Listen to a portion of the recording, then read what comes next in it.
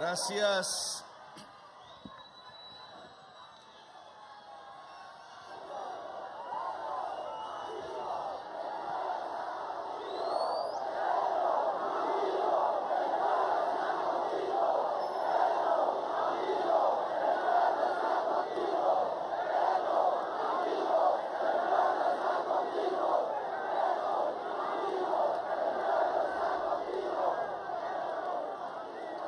Le agradezco al pueblo trabajador su asistencia a este lugar que queremos consolidar como un punto de comunicación sincera entre el gobierno y el pueblo colombiano.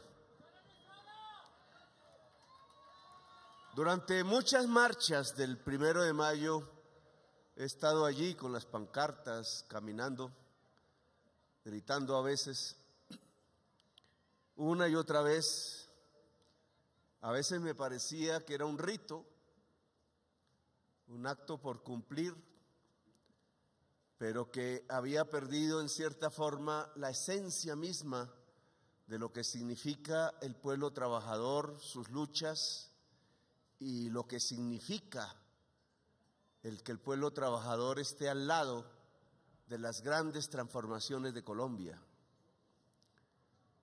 Este acto lo saqué de un ejemplo que nos dio el expresidente Alfonso López Pumarejo, al cual le decían compañero presidente, que siendo miembro de una de las élites más ricas del país, decidió una transformación social de las más profundas que se han intentado en Colombia, a nombre de su gobierno y del Partido Liberal de aquel entonces, que era un partido profundamente progresista y que quería desarrollar unas tareas democráticas que la República desde su fundación no había podido, no había querido desarrollar. La reforma agraria, una de ellas, la aparición del sindicalismo como una fuerza organizada de los trabajadores, otra de ellas, la posibilidad de un pacto democrático que modernizara el país allá en el año 36. Alfonso López Pumarejo salía a estos balcones, no exactamente aquí, a hablar con el pueblo en los 1 de mayo y a trazar esa alianza entre un gobierno y la clase obrera como base de un cambio y una transformación de la misma y de toda la sociedad colombiana. Ese es un ejemplo que quedó en la historia. Lo hundieron en medio de la violencia.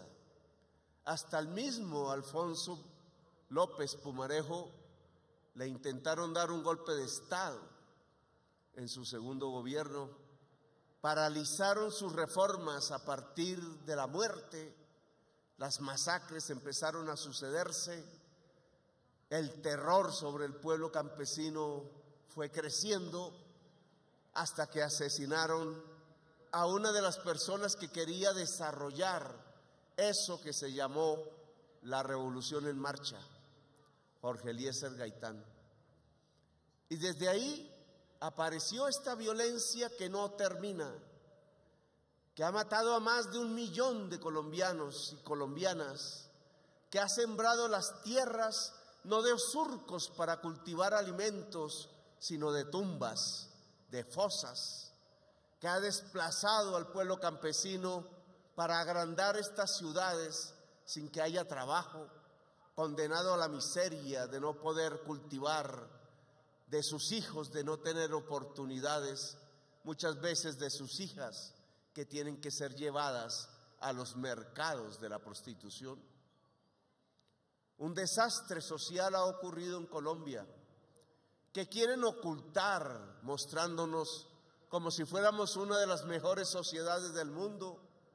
Por allí aparecen quienes dicen que tenemos uno de los mejores sistemas de salud del mundo. Por allí dicen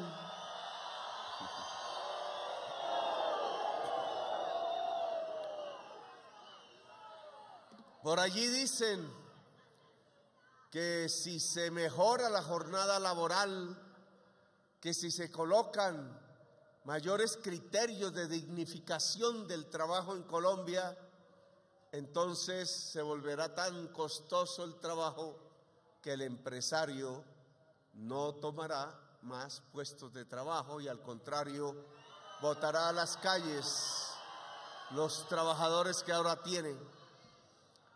Mentiras. Un empresario no puede tener ganancias si no hay trabajadores. Así de simple. Por una razón fundamental, las ganancias solo salen del trabajo. Esa es una ley económica en el capitalismo, estudiada desde hace siglos, aunque se intenta ocultar, aparece una y otra vez. No hay forma de conseguir ganancias que no sea a través del trabajo directo de los productores y las productoras de Colombia o de cualquier otro lugar del país. Por tanto, el pedir unos criterios de mayor dignificación del trabajo no son un absurdo. Tiene que ver con construir una sociedad más igualitaria, más justa. Y una sociedad más justa es más pacífica, más democrática, es más productiva y por tanto arroja más ganancias, como nos lo muestran los países más adelantados de la tierra.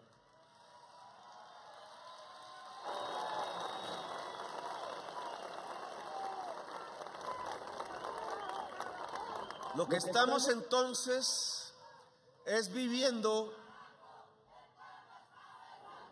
más o menos una misma situación, una situación similar a la que vivía Alfonso López Pumarejo y su revolución en marcha. Si miráramos atrás, diríamos que si ese gobierno liberal hubiera podido hacer las reformas y hubiera continuado ese proceso con algún sucesor, se llamase Gabriel Turbay o se llamase Jorge Eliezer Gaitán, Colombia no tendría la violencia que tiene hoy. Colombia no tendría el raquitismo democrático que tiene hoy.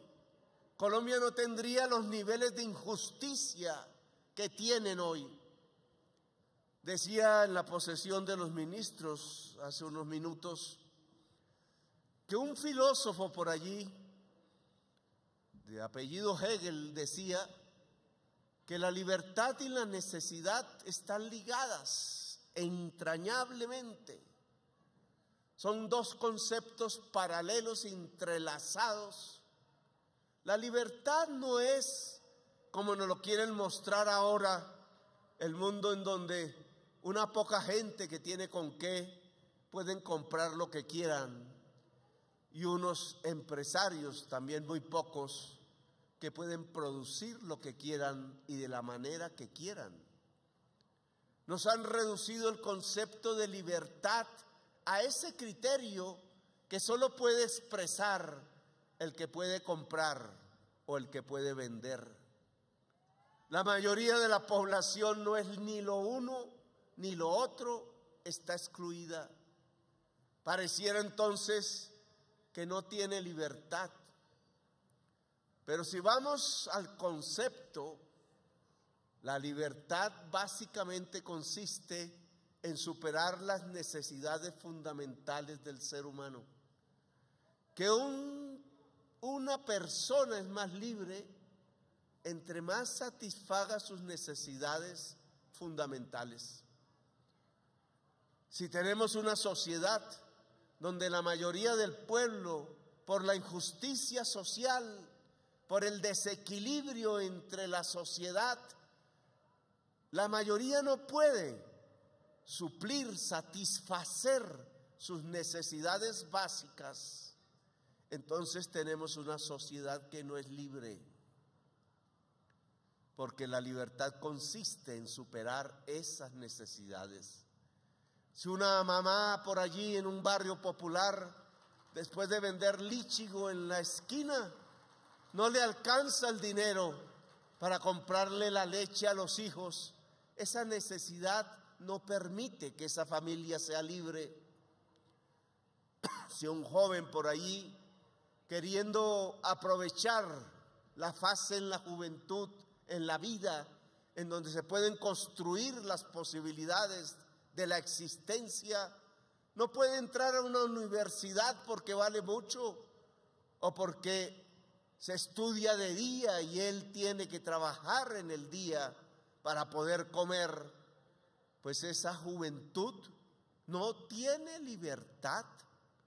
La posibilidad de hacer música, la posibilidad de crear, de inventar, de dar espacio libre al espíritu, no es posible si se tiene lleno, no es posible si no se tiene lleno el estómago, si hay carencia, si hay la preocupación permanente por el de qué voy a vivir en el día de mañana si no está asegurada la comida.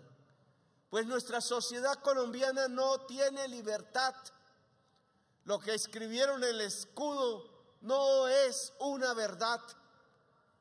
Los que crearon esta república, una juventud en aquel entonces de muchachos y muchachas dispuestos a hacerse matar porque este país fuese libre, acuñaron esa palabra libertad sin entender muy bien si la libertad consistía en liberarse del yugo español, de la corona, de destronar reyes y duques y príncipes, de acabar con privilegios que separaban unos seres humanos de otros, de acabar con un régimen productivo de esclavistas que condenaban al hombre negro, a su familia, a sus amores, a sus hijos, a sus nietos, a ser esclavos por perpetuidad.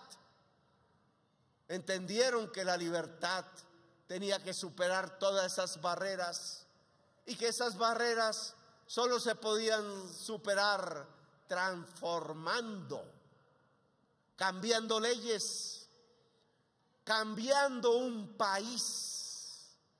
La palabra cambio no los asustaba. Iban al paredón, iban al cadalso cuando los aprisionaban. Se escapaban por allá a los llanos y a las montañas con alguna escopeta al hombro para poder sobrevivir, hasta que llegaron los grandes transformadores y fueron capaces de vencer. La única manera de vencer en aquel entonces era que el ejército libertador fuese más poderoso que el ejército del yugo. Y no podía hacerse si a ese ejército no entraban los indígenas, los negros, los pobres, los sin camisa, el trabajador.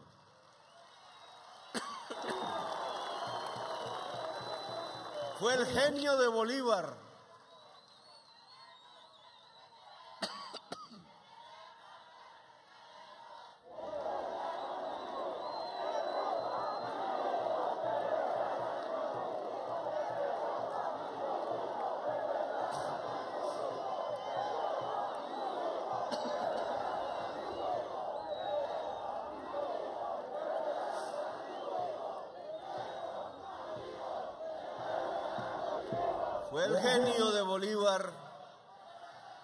el que descubrió esa norma muy prematuramente. Él también liberal, idealizador de las ideas de Bentham. No sabía de socialismos, no sabía más que de revoluciones como la que se había hecho en Francia, en donde se le quitaban las cabezas a los reyes. Pero entendió que su ejército no podría lograr ese objetivo si no entraba el hombre y la mujer trabajadora. Y allí se estableció una alianza que hoy no se quiere recordar, la alianza entre ejército y pueblo. El pueblo desconfiaba de las élites criollas, bien educadas en Europa, bien comidas, bien alimentadas, que solo querían sacar a sus padres españoles para quedarse con los privilegios de ellos. El pueblo lo que quería era luchar por sus derechos. Los negros entraban con la promesa de ser libres y los campesinos entraban con la promesa de tener tierra y los indígenas entraban con la promesa de resguardar su cultura. Y así se hizo poderoso el ejército libertador y así ganó y así permaneció durante medio siglo en nuestra patria, siendo el principal eje organizado del pueblo armado. Por eso le tenían tanto pavor y odio las élites que no querían gobernar con el pueblo. Por eso echaron a Bolívar, que triste murió en Santa Marta. Por eso empezaron a destruir conquista tras conquista de la República. Por eso murió triste Bolívar. Y solo un indígena, que a la postre era un teniente del Ejército Libertador, José María Melo, se atrevió a luchar por las ideas de Bolívar después de muerto. Fue a luchar a Venezuela, fue a reconstruir la Gran Colombia. Vino aquí y se convirtió en general, un general indígena, el último oficial del Ejército Libertador. Y aquí en Bogotá, el pueblo obrero artesano de aquella época, temeroso de que trajeran importados los paños finos de Inglaterra, que los comerciantes poderosos querían traer para que no nos vistiéramos con los paños hechos en Colombia, se decidieron levantar en una insurrección. Las sociedades democráticas del pueblo trabajador hicieron barricadas, se tomaron la ciudad y eligieron como presidente a un indígena, al general José María Melo, que resistió aquí 8 meses de batallas, cuando el ejército de los conservadores vino a tomarse la ciudad para defender la esclavitud. Ese pasaje de la historia de Colombia es muy importante porque nos puede enseñar lo que estamos viviendo en este presente. A José María Melo lo derrotaron los ejércitos de los esclavistas del Cauca y de Antioquia. Entraron aquí, lo expulsaron, se fue al exilio, se fue a luchar en El Salvador, se fue a luchar en Nicaragua contra el pirata norteamericano que se quería apropiar de esas tierras. Se fue a pelear a México, a Chiapas. Allí se hizo héroe del pueblo indígena.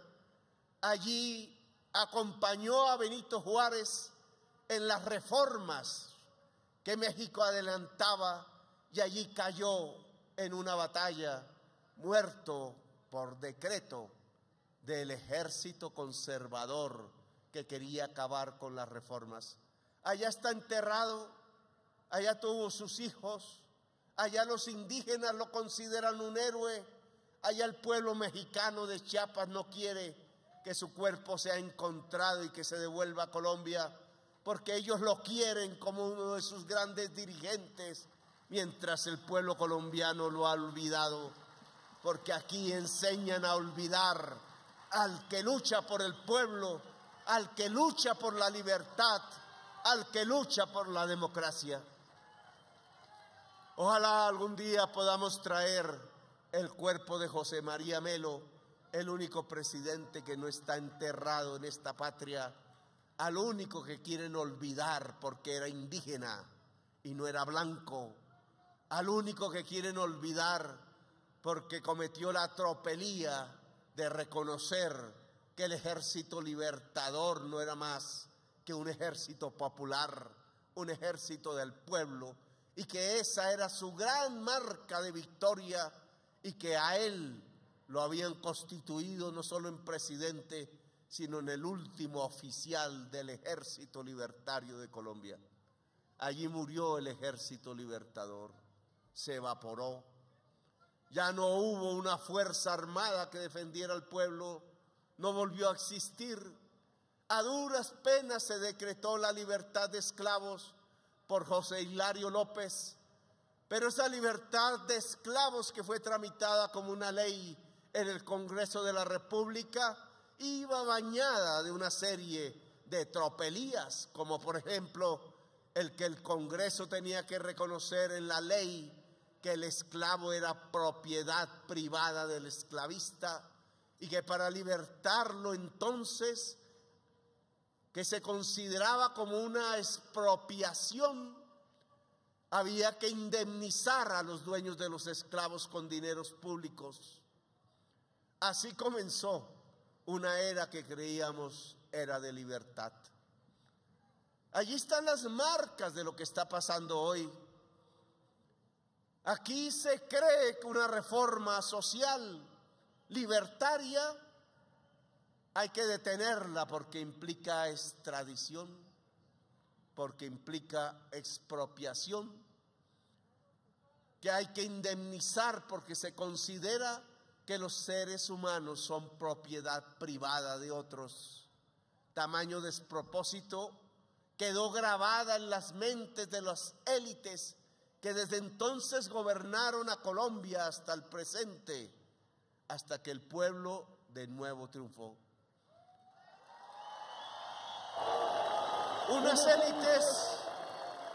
Unas élites que se han acostumbrado a la mentalidad del esclavista, que no ven en el otorgamiento de derechos universales, no ven la libertad.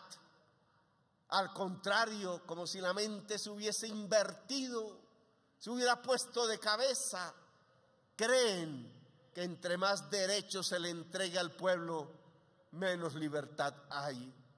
Ya no creen sino en una libertad recortada que no es más que la de aquellos que puedan comprar lo que quieran y aquellos que puedan vender lo que se les dé la gana. Y las mayorías fueron quedando aisladas, excluidas. Y pasaron las décadas y vino la violencia, y a las mayorías las acobardaron, las silenciaron a punta de matar la gente, a punta de aterrorizarla, a punta de enterrarla en la fosa común o desplazarla de su tierra. Y el pueblo colombiano se fue quedando en silencio, fue perdiendo las olas de la historia, mientras América Latina empezaba a gritar de nuevo libertad después de las dictaduras, después de la sangre, después del desaparecido. Colombia seguía en silencio, siguiendo el autoritarismo, la dictadura, siguiendo a aquellos que masacraban al pueblo. Hasta que despertamos, pareciera un triunfo impuesto quizás por una moda. Un pueblo que supo estallar en manifestaciones, que supo poner la problemática social en la mesa de la discusión, que supo, a pesar de 80 asesinatos, de pérdidas de ojo, de miles de jóvenes detenidos, supo colocar en el centro de la discusión pública la reforma social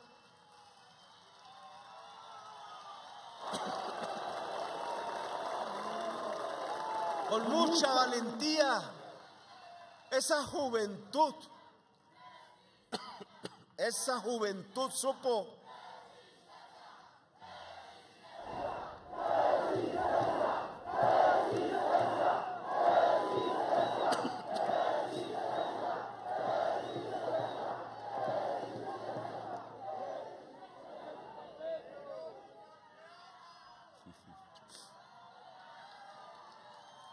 Esa juventud pobre no era la de las universidades, no tenían ni siquiera el privilegio de estudiar, pasaban todos los días deambulando por las calles, tratando de rebuscarse en combos, a veces perdidos, a veces sin ubicar lo que podría ser un destino, una misión. Fueron saliendo a esas esquinas de los barrios populares a plantar una bandera, a poner una barricada. Terroristas le dijeron, aún hay decenas presos, pero lo que estaban poniendo sobre la barricada no era el nombre del terror, que con él sí se les combatía, sino que lo que estaban poniendo encima de la barricada era la bandera de la dignidad, era la bandera de la democracia, era la bandera de la libertad. Gracias a esa lucha, yo estoy aquí.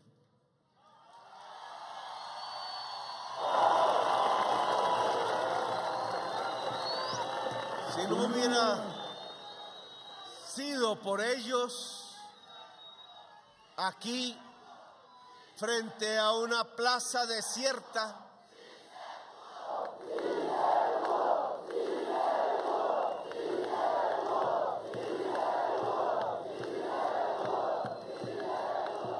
estaría uno más de los mismos. Quizás hubiera tenido que estallar de nuevo el pueblo, quizás las luchas hoy serían mucho más intensas y terribles. Pero ese estallido social de la juventud popular de Colombia puso en el centro del país la necesidad del cambio, la necesidad de la transformación, la necesidad de la justicia social. Nosotros hemos tratado de cumplir esa directriz del pueblo que se expresó en las urnas, que supo entender que era el momento de dejar la barricada para ir por millones a las urnas, porque allí era donde verdaderamente se podía cambiar la historia de Colombia.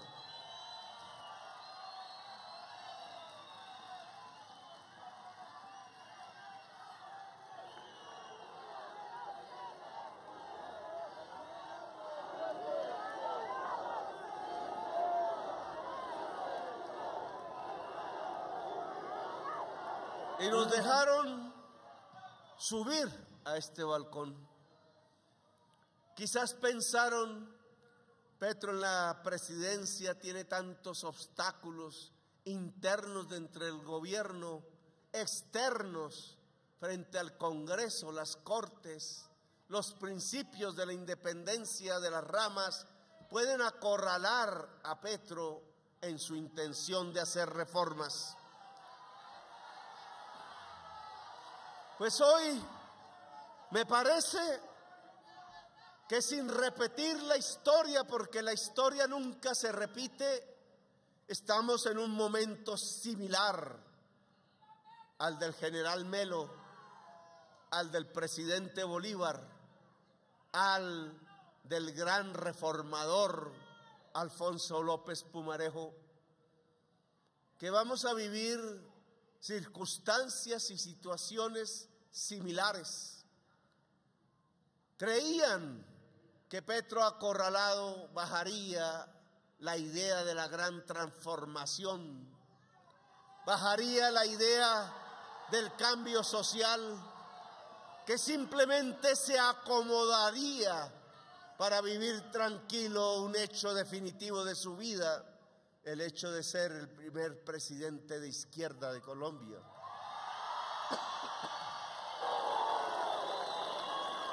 Y que no molestaría más, que se iría tranquilo a vivir de su pensión como si nada hubiera pasado, repitiendo de nuevo un gobierno más de los mismos. Y me parece que ese no es nuestro destino, que para eso no estamos aquí. que nuestra función en la historia de Colombia es otra. Es el de lograr triunfar en las reformas.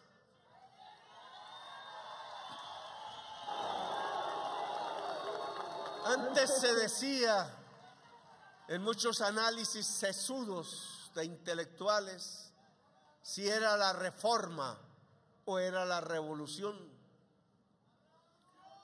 A mí me parece que van de la mano.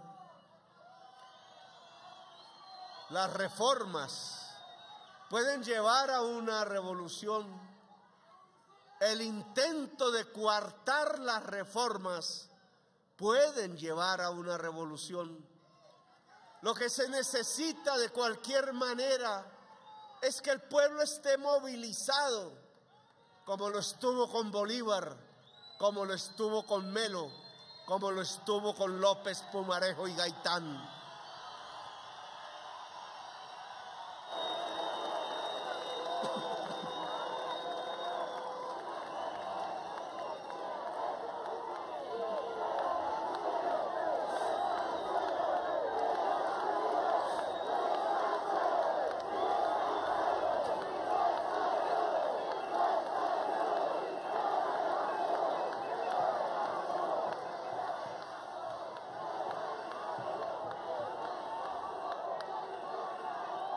El pueblo no puede dormirse. No basta con ganar en las urnas. El cambio social implica una lucha permanente. Y la lucha permanente se da con un pueblo movilizado. Y al frente de ese pueblo movilizado tiene que estar la juventud, el pueblo trabajador, la clase obrera, porque no nos debe llamar a la tristeza, a ocultar el que la mayoría de Colombia pertenece a una clase obrera.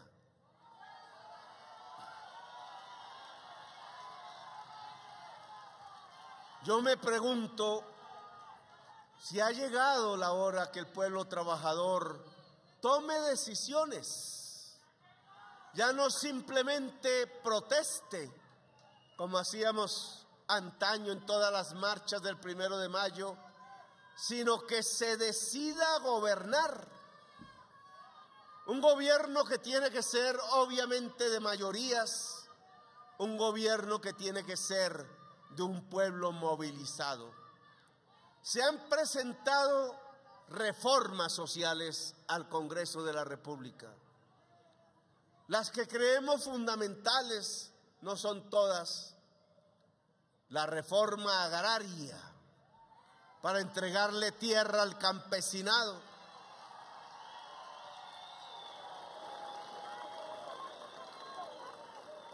No hemos podido comprar sino 17,000 hectáreas de terreno. Y se necesita comprar al menos 3 millones de hectáreas. Para poderlo hacer, el gobierno tiene que ir por la tierra. No nos la ofrecen voluntariamente. No nos la ofrece un sector de privilegiados que desde los tiempos del feudalismo y del esclavismo concentra la posesión de la tierra fértil, sin dejar producir una mata de yuca sobre ella, que comete un crimen contra la humanidad, porque en tiempos de hambre, en tiempos de crisis climática, tener tierra fértil sin producir es un crimen contra la humanidad. Fue López Pumarejo el que dijo que la tierra tiene una función social, que es producir alimentos. Lo escribió en la Constitución de Colombia en 1936. Esa frase sigue escrita en nuestra Constitución. La tierra tiene una función social y una función ambiental. Y entonces no es posible simplemente tenerla sin cumplir con esa función. La función social de la tierra es producir los alimentos para el ser humano, para el pueblo de Colombia. La función ambiental de la tierra es preservar el equilibrio entre el ser humano y la naturaleza, sin el cual el ser humano desaparece definitivamente de la existencia en el planeta. Ese tiene que ser un objetivo que el Congreso de Colombia, a pesar de las presiones de los grupos más poderosos y privilegiados de Colombia, tiene que resistir para poder apoyar, votar, determinar las grandes leyes de la reforma social de este país. Pero no lo hará el Congreso solo si se queda aislado en sus fuerzas progresistas. Tiene que haber un pueblo campesino, trabajador, él como el que más, que sepa unirse, que sepa vencer los miedos, que sepa organizarse y salir a carretera, a la plaza pública, a decir: aquí existe un campesinado de 11 millones de personas que quiere su derecho que la Constitución les creó, el derecho a la propiedad de la tierra. Ese movimiento campesino que ocultaron a partir de la sangre y el terror debe reaparecer para que sea un actor fundamental de las transformaciones de Colombia. La tierra es para el que la trabaja. La tierra tiene una función social. La tierra tiene una función ambiental. La tierra no es para un grupo de herederos de los feudales y de los esclavistas que la tienen por tenerla como si fuera un símbolo del poder, que la defienden matando al humilde, contratando ejércitos privados y que no cumplen la función social de ponerla a trabajar para que se cultiven los alimentos que un pueblo hambriento hoy necesita a como dé lugar. Allí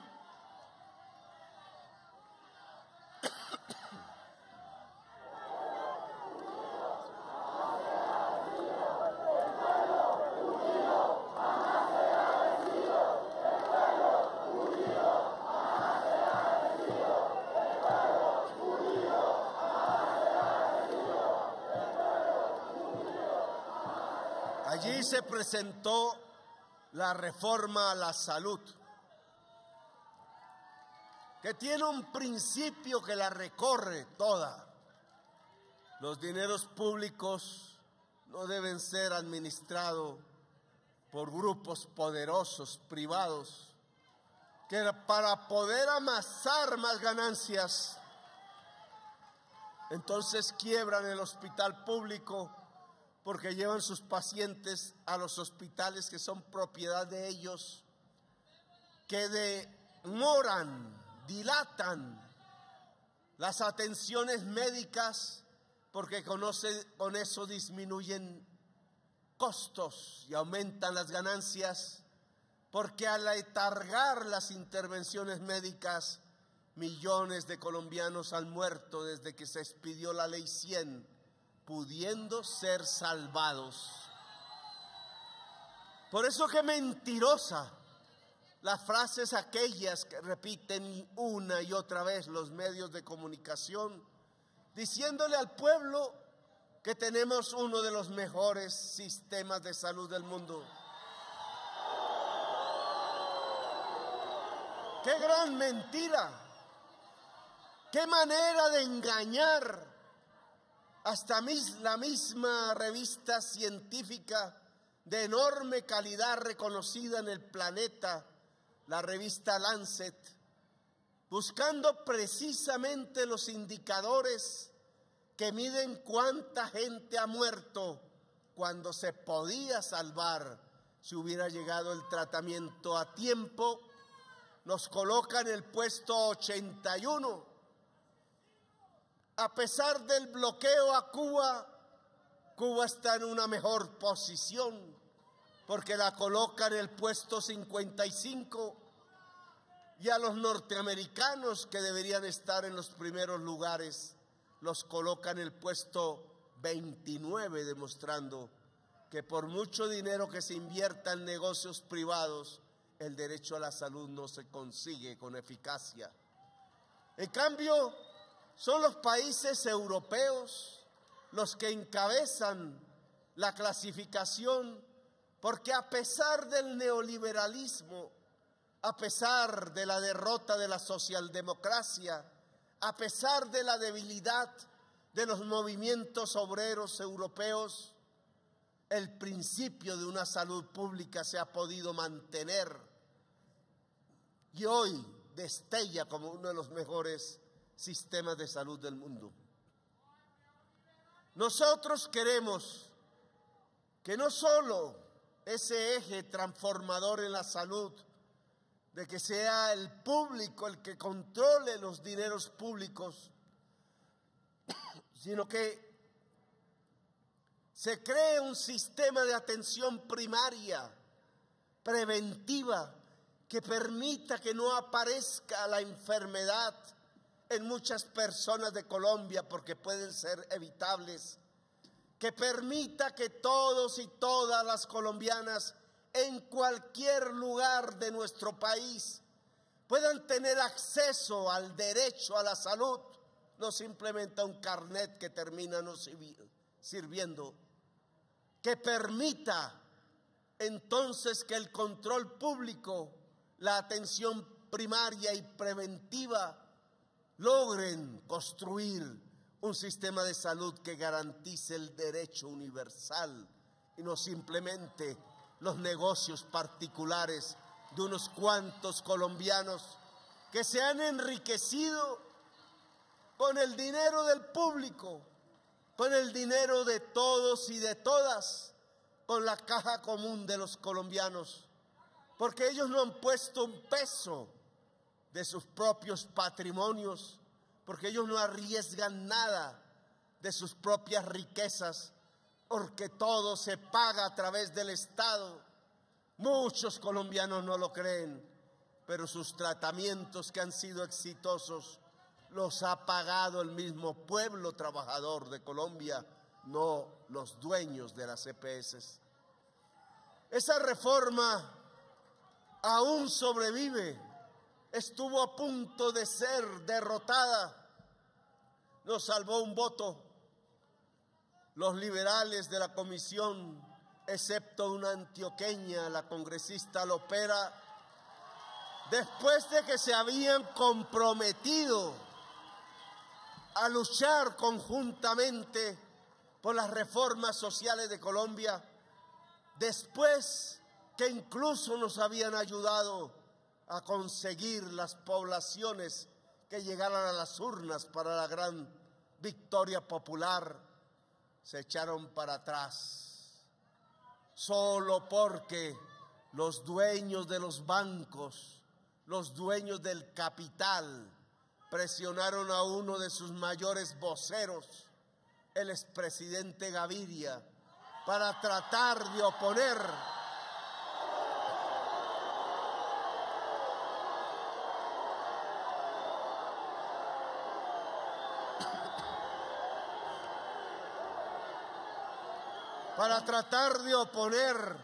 al Partido Liberal, que se había afirmado a sí mismo como el Partido del Pueblo allá en la convención del Teatro Colón, dirigida por Jorge Eliezer Gaitán, que había salido a luchar incluso a riesgo de sus vidas para que no se detuviera a sangre y fuego la revolución en marcha, que acompañó a Gaitán hasta el final, que acompañó a López Pumarejo y le pidió valentía. Ese pueblo liberal fue traicionado de nuevo ahora, cuando decidieron que iban a votar en contra de la reforma social, de la posibilidad del cambio, de la posibilidad que los destinos rectores de la sociedad colombiana no sean aquellos que imponen las élites herederas del esclavismo, sino que empiecen a ser impuestas por los y las herederas de los esclavos. Nuestro cambio consiste quizás en eso que parece simple, en que quienes gobiernan no sean los herederos de los esclavistas que mantienen sus ideas, sino que quienes gobiernen sean las y los herederos de los esclavos y sean los que gobiernen para que el principio de la libertad, para que el principio de la emancipación puedan ser posibles en el siglo XXI en la sociedad colombiana. Ahora hay que acompañar también a quienes desde el Congreso de Colombia, de diversos partidos, tienen la valentía y no retroceden en votar a favor de la reforma social.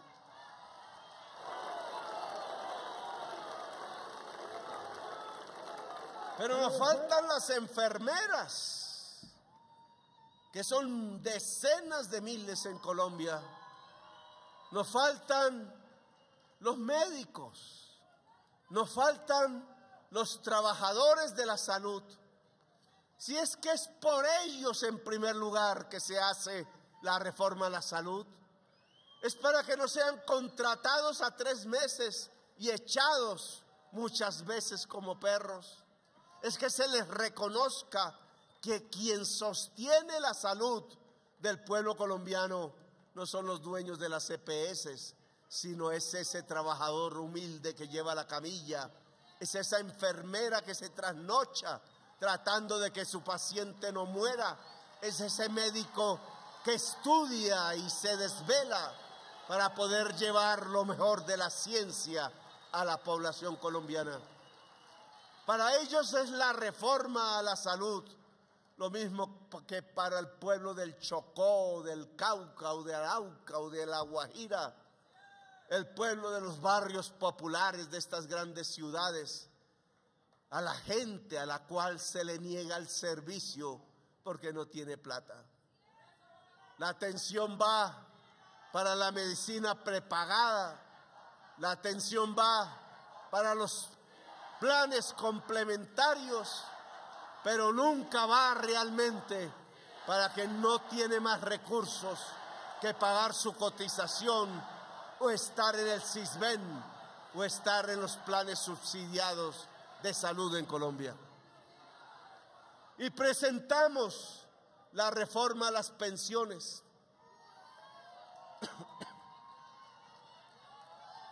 Cuando aprobaron la ley 100 que versa sobre la pensión, yo recién entraba al Congreso de la República como parlamentario del M19. Toda la bancada votó en contra de la ley 100. Intuíamos que el dominio del mercado no garantizaba el derecho universal, que así no había sido en ninguna parte del planeta, que solo la fuerza social y el Estado podrían intentar la garantía del derecho. Derecho a la pensión, derecho al que al cumplir los requisitos una persona, un hombre, una mujer puedan acceder a una pensión de por vida, puedan vivir sus últimos años en el descanso, en la reparación del espíritu, puedan vivir con alguna tranquilidad en una familia que va progresando en su calidad de vida. Y resulta que no, 30 y pico años después de aprobada la ley 100, con la promesa que nos hicieron el señor senador Álvaro Uribe Vélez en ese momento,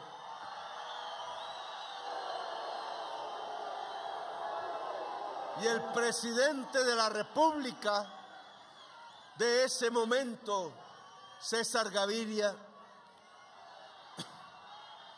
que decían que la economía iba a crecer más del 5% anual y que ese porcentaje de crecimiento llevaría a un aumento de los cotizantes en los fondos privados de pensión de tal magnitud que se garantizaba el derecho a la pensión en Colombia.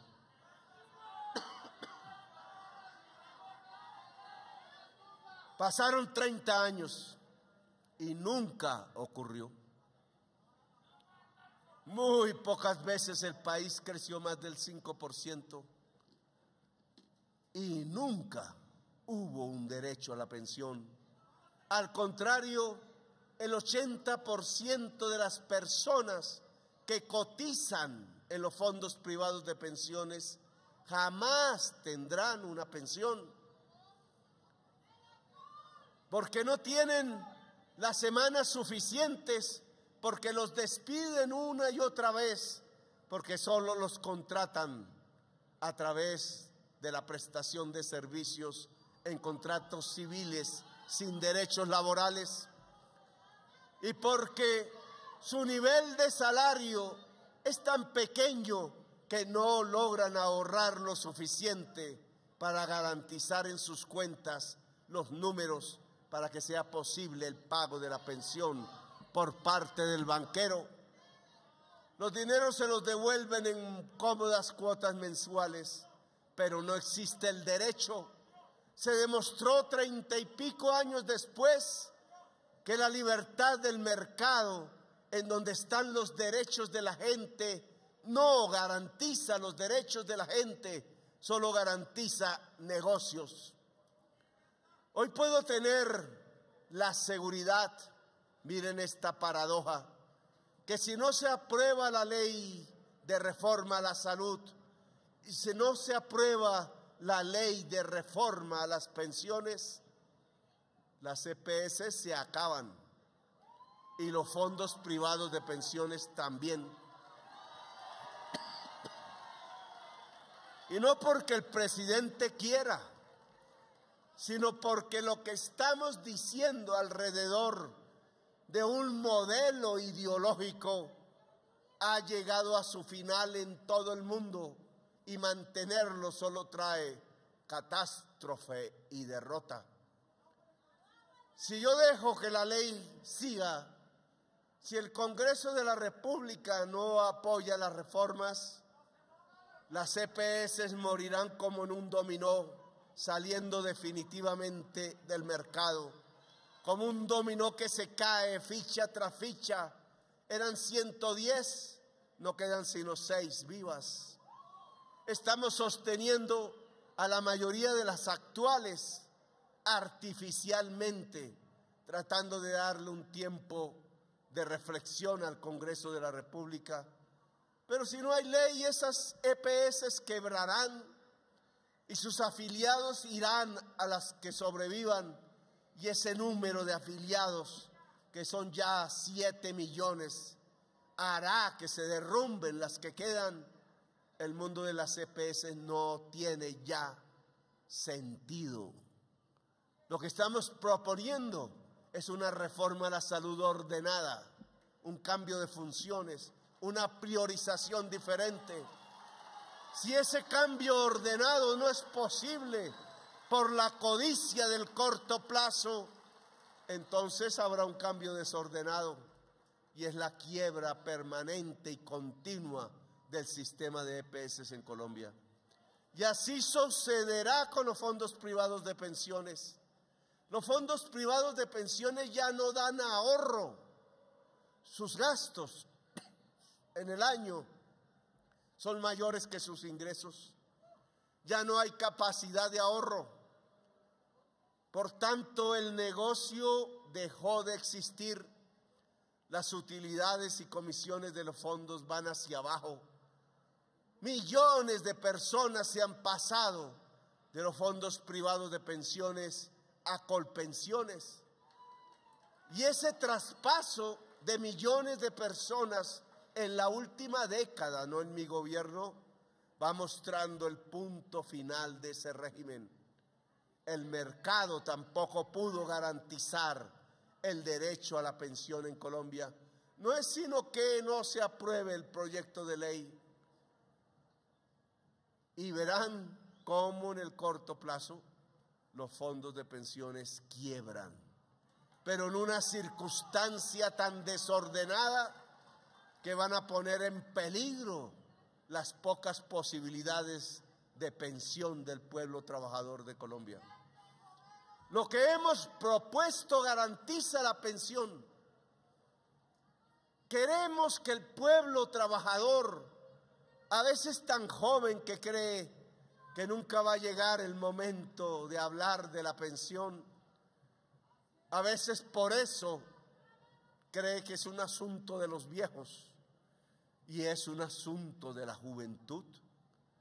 El garantizar que los tiempos permitan una vejez digna, tranquila, que la mamá pueda sobrevivir después de la muerte del papá, de garantizar que el tiempo libre sea el factor fundamental de la riqueza de una sociedad.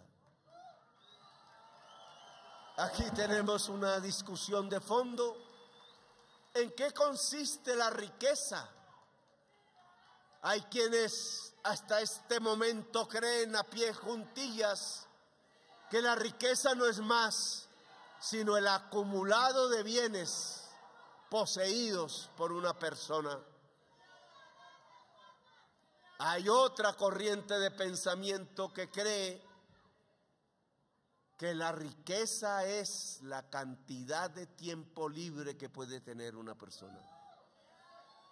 Por eso el movimiento obrero en todo el mundo está buscando no dejar aumentar el tiempo para pensionarse. Miren Francia. Está buscando cómo se acortan la jornada de trabajo. Miren Europa. Ahora Chile acaba de decretar por ley, con la derecha siendo mayoría, una rebaja de la jornada laboral, que significa que hay más tiempo libre. Y ese tiempo libre significa riqueza de una sociedad. El tiempo libre es el nuevo medidor de la riqueza, no las tantas cosas que podemos guardar en una alacena. La riqueza es eso, el tiempo para crear, el tiempo para sentir, el tiempo para ser libre, el tiempo para ser humano y no robot de una fábrica. El tiempo libre es la mayor riqueza que puede tener una sociedad. Y cuando hablamos de pensiones, hablamos de ello. Claro, si el pueblo trabajador no sale a defender su reforma pensional, si algunos líderes sindicales aún creen, como en tiempos del neoliberalismo que creó esa mentalidad, que el sindicato no es para defender los derechos del pueblo trabajador, no solo de su fábrica, sino los generales de la sociedad colombiana, sino que la función de un sindicato, por ejemplo, es para hacer negocios, es para el contrato sindical por medio del cual emplean a sus allegados en una empresa cualquiera o en el Estado y se ganan una comisión por ello. Que el sindicato no debe ser un oferente de empleo, sino un defensor del derecho de la clase obrera. Si ese mundo neoliberal que reemplaza las luchas por los negocios se impone, pues el pueblo trabajador no va a estar al lado de las reformas sociales de Colombia. Allí presentamos la reforma laboral. Aquí Gloria Ramírez nos acompaña defendiendo esos proyectos. Esos proyectos no han avanzado en el Congreso de la República.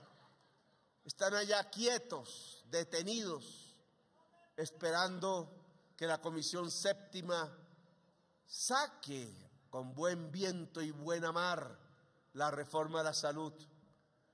Pero a mí me parece que esta reforma laboral es de las fundamentales para los momentos del cambio de Colombia. Lo que se está proponiendo allí es ni más ni menos reducir la jornada de trabajo.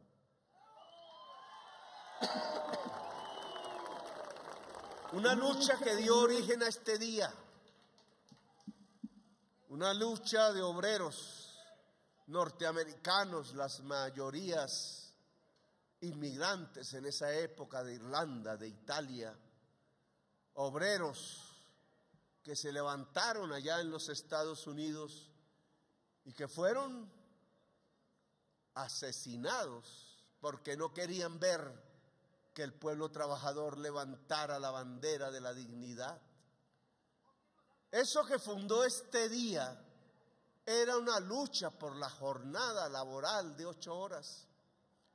Había ocurrido luchas anteriores, por ejemplo la de reducir la jornada a 10 horas en Inglaterra, que levantó la mayor insurrección obrera del país cuna del capitalismo, cuyos efectos aún se recuerdan y se hacen como luchas obreras del presente.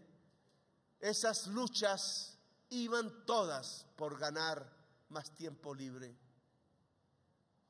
Desde ahí, desde hace más de un siglo, el movimiento obrero no ha dejado de luchar. Unas veces muy fuerte, otras más débil, unas veces en ofensiva, otras en defensiva, pero esto que se ha planteado en la reforma laboral, que es reducir la jornada laboral, haciendo que la jornada extra pague más salario, por ese camino, por recuperar las bonificaciones de las horas extras, por recuperar la estabilidad laboral, por encarecer que un trabajador sea despedido sin justa causa, por lograr reemplazar los contratos basura, que llaman contratos de prestación de servicios, por contratos laborales, de lograr que el sindicalismo vuelva a coger la fuerza en función del derecho del pueblo trabajador. Esa reforma está presentada en el Congreso, tiene sus ponentes, necesita de la movilización del pueblo trabajador de Colombia. En la historia no ha existido una sola reforma a favor del pueblo trabajador que no sea el fruto de la lucha misma del pueblo trabajador en las calles. En este momento no podemos retroceder, dejar perder el impulso de los millones de colombianos y colombianas que fueron a las urnas a cambiar a Colombia y que hoy, por falta de movilización, quizás por falta de conciencia, dejemos solas las grandes reformas del cambio para que sean tramitadas por quienes siempre se han opuesto a ellas. Sería una pérdida de tiempo histórico terrible, desastroso. Yo espero de este pueblo trabajador lucha. Este gobierno lucha hasta donde el pueblo permita. No iremos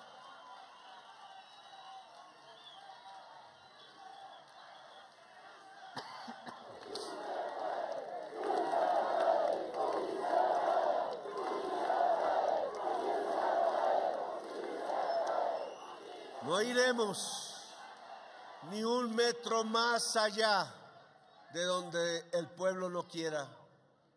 Tampoco iremos un metro menos de donde el pueblo quiera.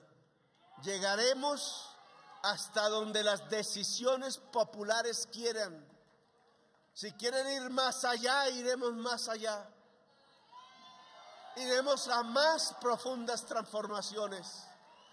pero se necesita de una clase obrera que quiera gobernar. Quizás el tiempo de las quejas, de la denuncia, han pasado. Ahora lo que se necesita es muchísima unidad, muchísima conciencia, esa labor misionera del organizador de trabajadores que sale a la fábrica donde no hay sindicato, que sale a las aglomeraciones del pueblo trabajador, allí cuando sale a almorzar, cuando sale del trabajo y reparte un volante y enseña a través de un megáfono en qué consiste la reforma laboral, que convoca, que invita a organizarse y a salir. Ese tipo de misionero y misionera del pueblo trabajador lo necesitamos de nuevo recorriendo las calles de las grandes ciudades, de los campos. Hoy necesitamos el poder popular, y el poder popular solo lo expresa un pueblo movilizado. Estamos en los mismos tiempos de Alfonso López Pumarejo, del general José María Melo, en los mismos tiempos de Gaitán, y allí siempre estuvo el pueblo.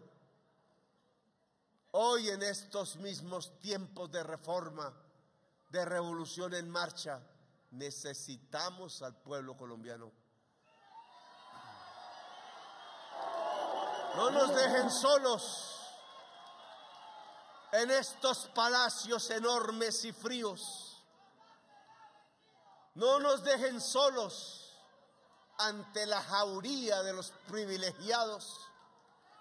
Este es el momento de los cambios y no hay que retroceder. La paz de Colombia demanda de nuestra presencia. La justicia social de Colombia demanda de nuestra presencia.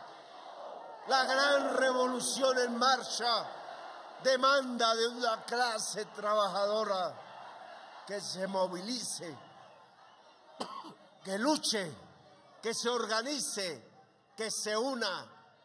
Este gobierno quiere una alianza con el pueblo trabajador, una alianza a fondo, una alianza inquebrantable, una alianza entre trabajadores del campo y de la ciudad y un gobierno popular que quiere defender los intereses de lo popular, que no quiere arrodillarse, que no va a venderse, que no está tranquilo hasta que procesos profundos de cambio social aparezcan en nuestra sociedad. Los queremos a ustedes con nosotros. Queremos esa fuerza organizada y misionera que logre atraer a la totalidad de los millones de trabajadores y trabajadoras a la lucha por las reformas sociales. No hemos dejado la bandera de la concertación. Claro que siempre estamos dispuestos a hablar. Claro que en cuestiones justas podemos ceder si estamos equivocados, o podemos encontrar las nuevas fórmulas que quizás nuestra mente y nuestro espíritu aún no encuentran. No estamos alejados del diálogo, porque el diálogo es lo único que distingue al ser humano del animal. Dialogar es de humanos y este gobierno es de una Colombia humana. Somos humanos en ejercicio del poder,